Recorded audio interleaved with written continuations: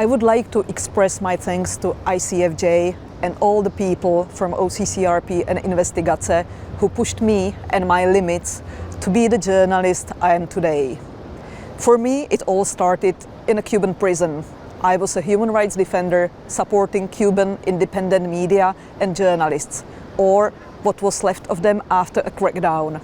Pavla, a founder of OCCRP Network and previous recipient of this award, and I delivered training and equipment to dissidents. One morning, the police arrested us and put us in a tiny, dark room. Paul talked about cross-border investigative journalism, and I decided I wanted to be part of it. Luckily, I was naive enough to really do it. In 2013, I founded the Czech Center for Investigative Journalism with no money, no connections, no readership, no sources, and no idea how to run a media enterprise.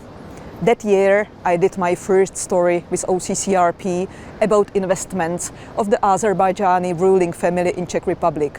I work on the story with Khadija Ismailova, who got arrested and sentenced to 7.5 years in prison for alleged financial fraud. So OCCRP created Project Khadija to send a message. You cannot imprison a story. We aim to finish Khadija's articles and expose the corruption of those in power. Khadija was released after a year and a half in prison with help from a lawyer, Amal Clooney. In 2015, a small team of us got hit with 8 lawsuits after our investigations in the Panama Papers project. That made us even more resilient. 2018 was probably the toughest year in my life after my friend and colleague, Slovak journalist Jáno Kuciak, and his fiancée Martina Kušnírová were murdered. Martina was browsing the internet for wedding gowns when the killer came. I was grief-stricken and wanted to lock myself in my bedroom and never come out to face evil again. But I understood that if I gave up, I would fail, maybe not as a journalist, but definitely as a friend.